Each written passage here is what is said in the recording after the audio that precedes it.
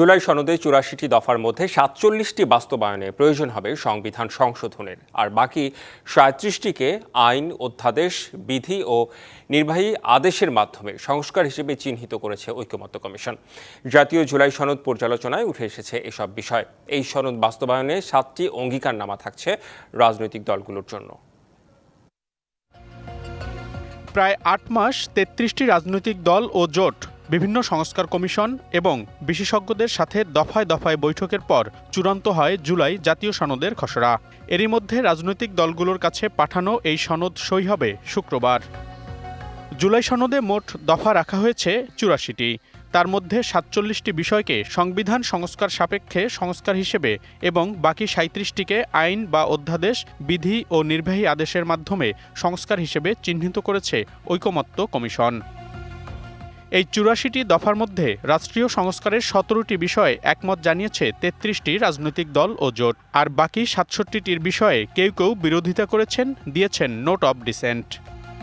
মোট ৪০ পৃষ্ঠার এই সনদে ঐকমত্য ঘোষণায় রাজনৈতিক দলগুলোর রয়েছে প্রতিশ্রুতি, যেখানে ঐকমত্যের বিষয়গুলো উল্লেখ করা রয়েছে এবং তা জাতীয় সনদে যুক্ত করতে সম্মত হবার কথা রয়েছে। সনদে বলা হয়েছে ২০০৯ সাল থেকে ফ্যাসিবাদ বিরোধী আন্দোলন এবং ২০২৪ সালে জুলাই আগস্টের গণঅভ্যুত্থানে শহীদদের প্রতি শ্রদ্ধাসহ অংশগ্রহণকারীদের প্রতি কৃতজ্ঞতার স্মারক হিসেবে এই সনদকে জুলাই জাতীয় সনদ ২০২৫ হিসেবে ঘোষণা করার কথা। জুলাই সনদে সংবিধান সংস্কার করে বাংলার পাশাপাশি অন্য ভাষার স্বীকৃতি, বাংলাদেশী নাগরিক পরিচয়, সংবিধান সংস্কারের বিধান উল্লেখ করা হয়েছে।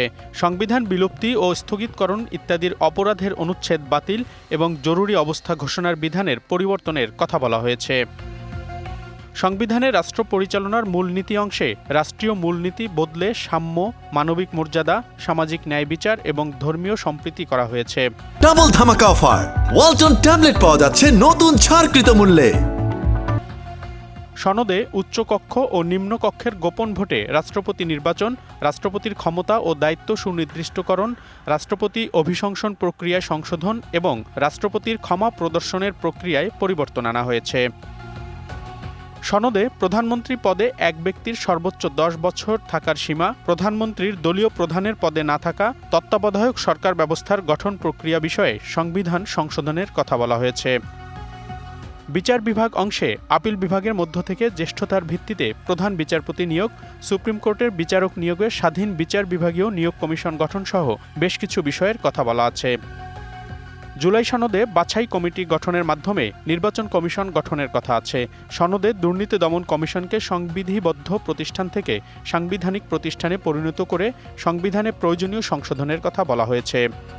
জুলাই সনদ বাস্তবায়নে রাজনৈতিক দলগুলোর ৭টি অঙ্গীকার রয়েছে, যার মধ্যে সনদকে নতুন রাজনৈতিক সমঝোতার দলিল হিসেবে বাস্তবায়ন নিশ্চিত করা, সনদকে পূর্ণাঙ্গভাবে সংবিধানে তফসিল হিসেবে বা যথোপযুক্তভাবে সংযুক্ত করা, সনদ সম্পর্কে আদালতে প্রশ্ন উত্থাপন না করার অঙ্গীকার, ২০২৪ সালের গণঅভ্যুত্থানকে সাংবিধানিক ও রাষ্ট্রীয় স্বীকৃতি, নির্বাচন, বিচার, জনপ্রশাসন, পুলিশ, দুর্নীতি দমন ব্যবস্থাসহ সব সংস্কার কমিশনের সুপারিশ বাস্তবায়নের জন্য সংবিধান ও বিদ্যমান আইন সংশোধনের বিষয়ে বলা হয়েছে।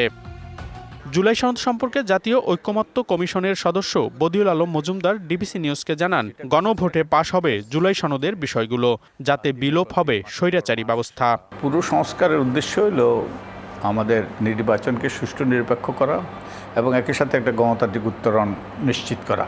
আরও অন্য যেই সংস্কারগুলো দরকার সেগুলো তারা করার ব্যাপারে এগিয়ে আসবে, যাতে আমাদের এই যে স্বৈরাচারী ব্যবস্থা, স্বৈরাচার পালিয়ে গিয়েছে কিন্তু স্বৈরাচারী ব্যবস্থাটা অব্যাহত রয়েছে, সেই স্বৈরাচারী কাঠামোটা যাতে বিলুপ্ত ঘটে সেটা তারা নিশ্চিত করে। একদিনের গণতন্ত্র আবারও আমরা চর্চা না করি।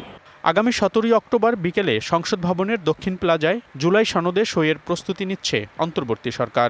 অনুষ্ঠানে থাকবেন প্রধান উপদেষ্টা ডক্টর মোহাম্মদ ইউনূস। মনিরুল সোহাগ, ডিবিসি নিউজ, ঢাকা।